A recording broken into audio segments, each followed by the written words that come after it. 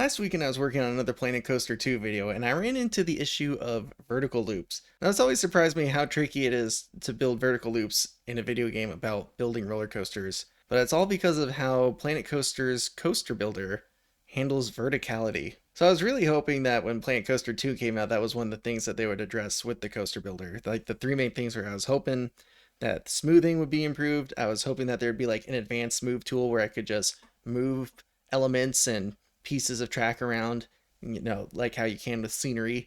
And the third thing I was really hoping for was that they'd make it easier to deal with track that approaches or exits from vertical. But unfortunately, it seems like the only one of those things that really got addressed was the smoothing, which I mean is awesome because that was probably the biggest complaint that anybody had in Planet Coaster 1's builder. But actually, the movement tool for sections of track got changed as well.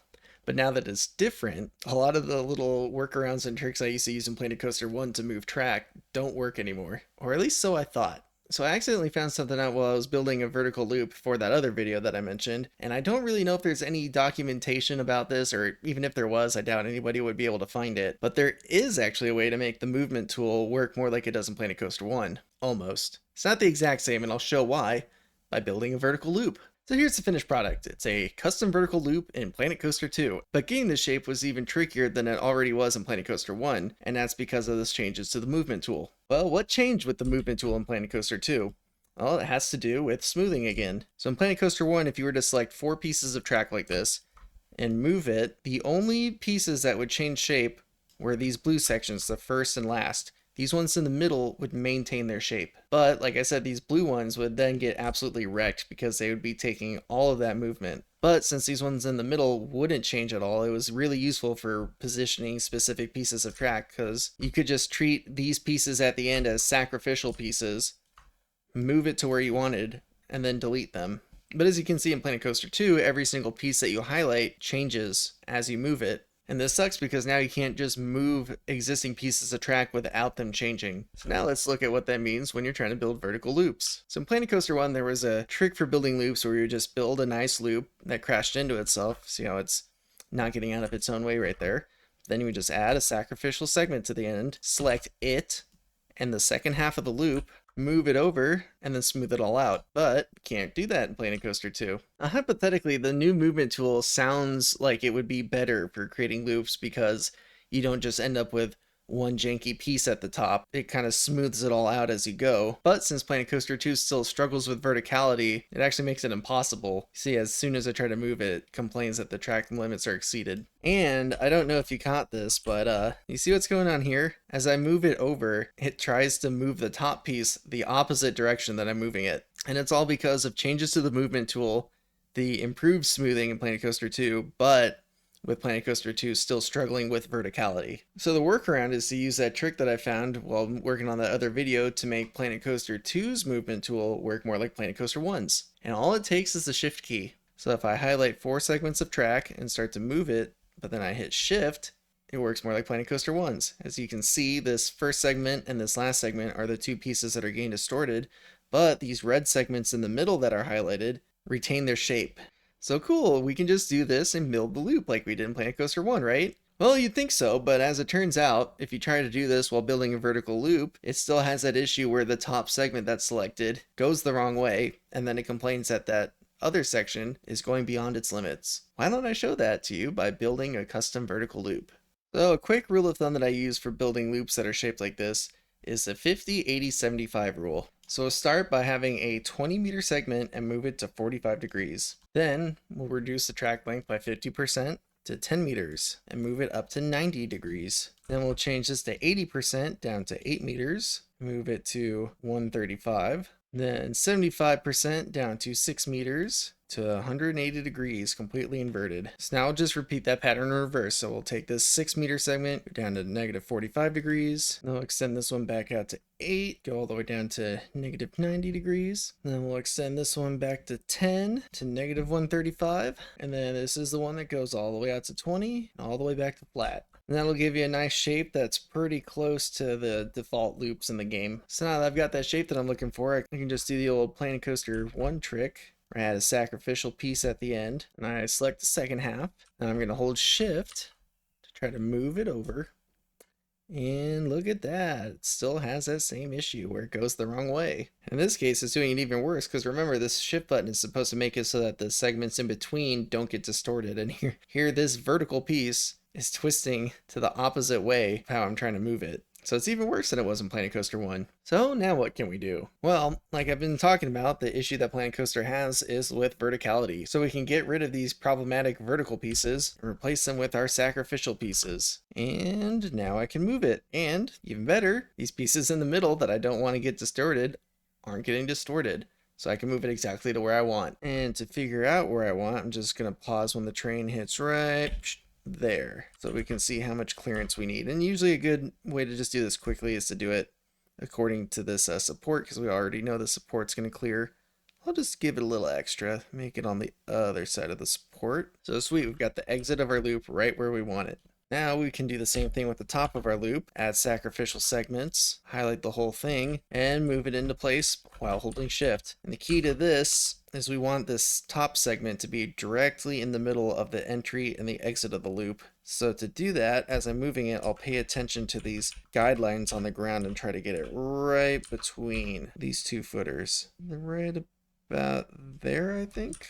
Then just go back and delete the sacrificial pieces. So now we've just got the entry to the loop, the very top of it, and the exit. So we can just go back in and add back in the 10-meter segment, autocomplete what was the 8-meter segment, and do the same here. The 10-meter segment and autocomplete for the 8-meter segment. So as long as I can get this piece and that piece to autoconnect, which they did, and I can smooth it, I should be good. So let's do some smoothing. So I'll start by doing the top and the wonky segments only. So this is kind of where we want the twist to happen, where this straight line turns so that I can meet this straight line down here. And it worked. Give that a few till it's nice and smooth. Now I'll do the two vertical segments and hope that they work. And I'm going to do one here to keep it symmetrical. You want to do everything either over the top symmetrically or one side, other side, so that you make sure that they get smoothed evenly and symmetrically the whole way around. Alright, now I'm going to smooth the entire entry half, and I think I'm going to reduce the smoothing strength because if I leave it really high, it's going to completely change this profiling. So I did 3 there. Now I'll do the entire exit side with 3 smooths. 1, 2, 3. And there we go. We've got a very symmetrical, really just only depending on how actually close to the center line we got when we put in this top segment. But overall, that's pretty much as symmetrical as you can get, both from this side profile and if we look at it from above, we can see it should be just about perfect. So there are some things that can happen that can make the smoothing not work, like if you move the exit too far over, or if you have the top segments not perfectly in the middle, like if it's too close to this side or too close to that side, there's a chance that the smoothing might not work. But if that's the case, you just have to spam Control Z until you get back to when you just have that top segment like this and moving it over to just try to reposition into the center as best as you can. And then if you do that and it still doesn't let you, it probably means that this exit segment is too far away from the entry. So you just have to move it back closer and then try it all again. But yeah, the most important thing is just to make sure that while you're smoothing it, you do it symmetrically. So you can only smooth like top segments. So see, I'm going from the same piece in the entry to the same piece in the exit over the top. That'll keep that symmetrical. Or if you smooth one side, like if I smooth these two pieces, I now have to smooth these two pieces to keep the smoothing nice and symmetrical. Alrighty, so we've got a custom loop. You know, as you can see here, it's still not really perfect. There's still a bunch of kind of like manual adjusting you have to do to make sure that you get that centerpiece right. So it's kind of a hassle still. So I wonder, since Planet Coaster 2 is so much more smooth, if we could just place segments down in a nice, perfectly symmetrical way. Well, let's find out. Alright, so we'll start the loop off like we did the first one. I'll make a 20-meter segment up to 45 degrees. I'll make this next piece 10 meters up to 90 degrees. So at this point in the loop, we want to start leaning the track over so it can start to get out of the way of itself. So to do that, I'm just going to click this to turn it over to the side, but it's just rotating. Well then, if that rotates, what does this rotate do? It also rotates. That's useless. So this is the point when understanding how Planet Coaster's coaster builder thinks about building coasters really comes in handy. And once again, the key to all of it is these white guidelines like we were looking at before, because this really reveals how Planet Coaster thinks about these segments. So if we want to move a vertical segment and lean it to the side, intuitively we would just turn it, as we're thinking about this as from the starting segment to the ending segment. We're so used to just turning. But if something is perfectly 90 degrees vertical and it's leaning, then it's not actually 90 degrees vertical. It's slightly less. So now if I turn the track, oh look, it's leaning a little bit, but now it's twisted. So we can just untwist it. Woo! We did it. We leaned a track in Planet Coaster, and it only took 3 easy steps instead of just one dragging the turn arrow. But wait, let's take a look at this profiling. So as you can see, when I turned this, I turned it all the way to its limit at 90 degrees. But this is kind of pointing out this way, as if we wanted the loop to go that way, but we're wanting it to be pointing this way because we're leaning the track this way so that it ends over here, but we can't twist it anymore. That's the limit. So the trick is I just want to not turn it as much. So take it back 1 tick, and look at that. Now it's pointing this way. We want the track to be pointing that way because that's the way we're going to make the track go. So why does that work? Let's look at those guidelines because that's how Planet Coaster really tells us what it's thinking. So what do you know? It's a turn. It's not a vertical track leaning, it's a turn. It's almost vertical, and then it's a sharp, basically 90-degree turn. And if you look at a completed loop from the top, that's kind of what's happening right here. You've got straight, straight, straight, straight, straight, and then it just kind of starts turning really sharp, and then straight, straight, straight, straight, straight, straight, straight, and then another really sharp turn, and then straight, straight, straight, straight, straight. Planet Coaster's kind of thinking about the right way, but again, because we're so used to looking at pieces of track like this and being able to just turn it, it's really unintuitive. And that's also exactly why Planet Coaster struggles with verticality so much. It's the same thing. All right, one more thing before we complete this is because we're not getting it quite vertical, we're not getting it quite so far, I'm going to change it down to 9 meters. Because if we're just not going as far as it before. Likewise, this one's now going a little longer, so we'll make sure that it's also still 90 meters. But take a look at this. This track piece is retaining the same settings that we had in this one. Just remember, this segment, according to Planet Coaster, this segment right here has a 90-degree roll to it. It's also a almost 90-degree turn. So we don't want that here. We don't want the 90 degrees. We want it to be 180 flat. But this one is also 90 degrees. Why is that? That doesn't look like 90 degrees. Go back to the guidelines. What are the guidelines saying is happening? Oh yeah, we are turning 90 degrees according to Planet Coaster. So remember, looking at it from above, we're doing a U-turn right here. So I guess we are. We're doing a U-turn even though this piece of track right here, this segment, doesn't really look like it has 90 degrees worth of turn in it, but according to Planet Coaster and how it thinks about track, it does. But what we do want is for this to be 45 degrees. Keep that at 9 meters, and we can place it. Once again, just showing how absurd these segments kind of are, how unintuitive they are. This is the same settings we had before for this last piece. This last piece turned 90 degrees, was 180 degrees and 45 degrees. That's just how Planet Coaster thinks about it. What we actually want is no turn. So this is the segment that goes straight over the top. We want it to be 6 meters and flat. All right, we've got our section that goes up and it leans and it spits us out at a slight angle, just like we want. Now what we want to happen is the opposite, where it U-turns back to parallel right here. So now we need to do what we did before, just in reverse. So this one should be pretty simple. It's basically just back down to 45. But now remember this one, according to Planet Coaster, it's twisted 90 degrees. So we have to add that 90-degree twist, make it 9 meters, and down to 1 tick past vertical, because that's where we were before, and we need to untwist it. All right, now there we go. There's that piece that we had. And kind of same thing with this segment was going in to a piece that was 0 and 45, but it was also 1 tick away from 90. Remember, this is still part of that U-turn. And now here's our easy segment, straight, flat, 20 meters. All right, that's probably is actually more complicated than just moving these manually, but it's perfectly symmetrical from side to side because we didn't have to manually place these top segments. And we also learned a lot about how Planet Coaster thinks and why it has trouble with verticality. All right, well, we got these funky pieces, so let's smooth them out. I'm gonna do the top 2 segments a few times, then the 2 from the top on each side a couple times. Remember, keeping it symmetrical. If you do something to one side, do it to the other. Then can I smooth it all the way over the top? Ooh, we can. Hit it with that a couple times. Maybe just do these top pieces again. All right, that looks pretty good. Smooth it here. Wonder if I can smooth this much. Ooh, track limits exceeded. Why are we running into this again? Well, we kind of know why. We remember when we were building this segment in particular right here, we had to turn it all the way to its limit at 90 degrees and then twist it all the way to its limit at 90 degrees. So let's think about that. Now that we're trying to smooth it, Planet Coaster's trying to twist it even more, and it's saying, I can't, I've hit the limit. If I try to smooth it, the track limits are exceeded.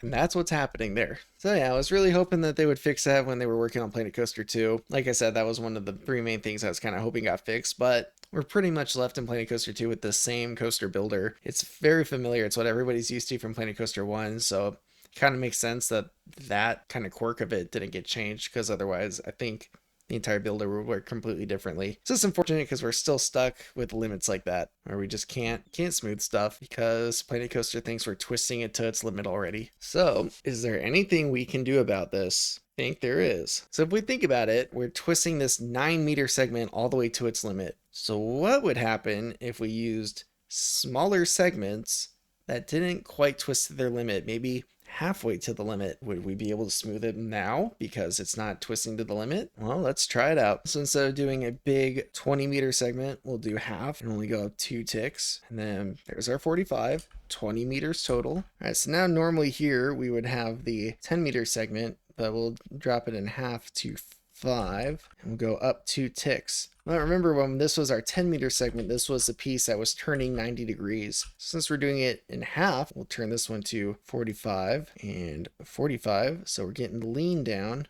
So instead of twisting it even more, we'll go straight up to 90 and let's see how far it'll let us. Oh yeah. See, now we've got all this play that we can do. So if I set this to like 45 and then this to 0, or even better, want it pointed this way a little bit. So now we're not nearly hitting any of the limits on these 2 tracks anymore. So now normally this next piece would be 8 meters. So we'll drop it down to 4. And instead of going all the way to 135, we'll just do 2 ticks. And it says we've got a 45-degree twist in here. Let's see if we straighten that out instead. I'll do this one the same. We'll straighten it out. Once again, we're not anywhere near the limits. We're straightening it out. Now we'll actually hit our 45 right here. Now I can't go down to 3 meters, so we'll go up to 6 like we did before. And we're not even worrying about this one because it's already nowhere near its limits. So we're not running into any limit issues. 6, back down to 45. And then this next segment was 4 meters and it just went down 2 ticks. And then so did this one, 2 ticks down to 90.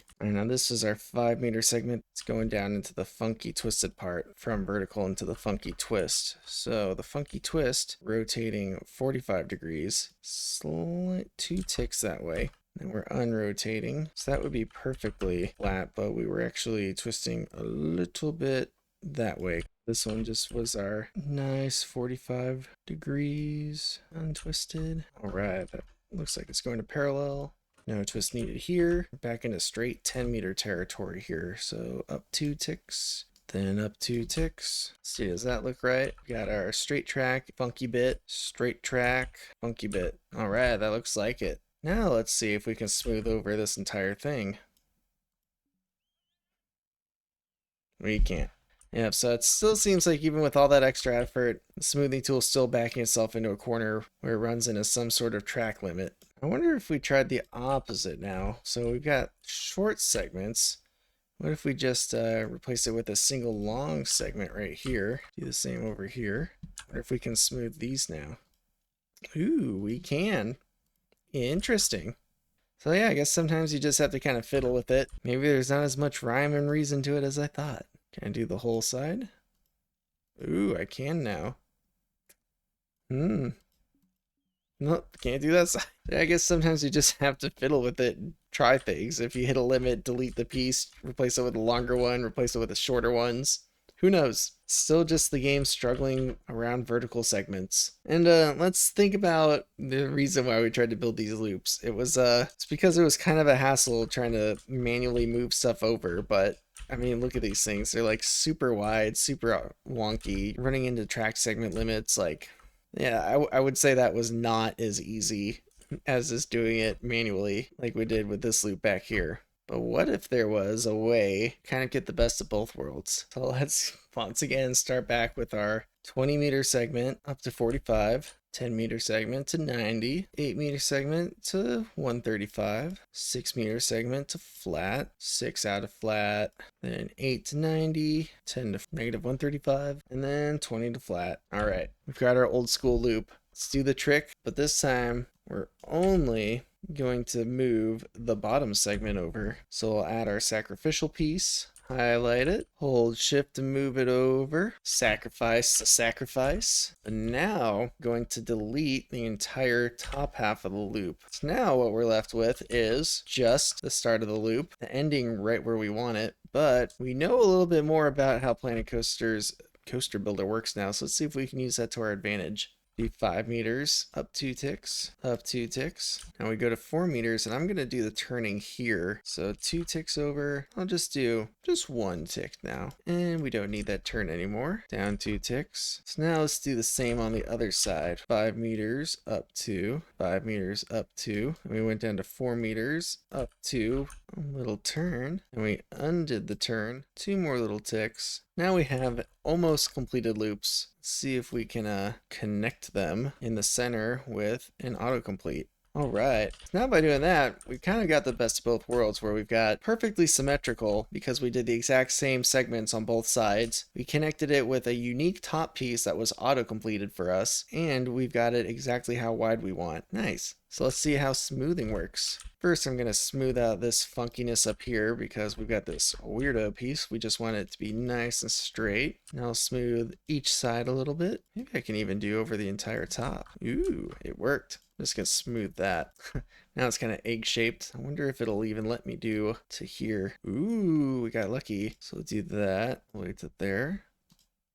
Wonder if we can do these 3. Ooh, that helped too. So yeah, that seemed to work pretty well. Wonder if I can get... Ooh, still can. 1 more even? Ooh, can I do the whole loop? We got the whole loop.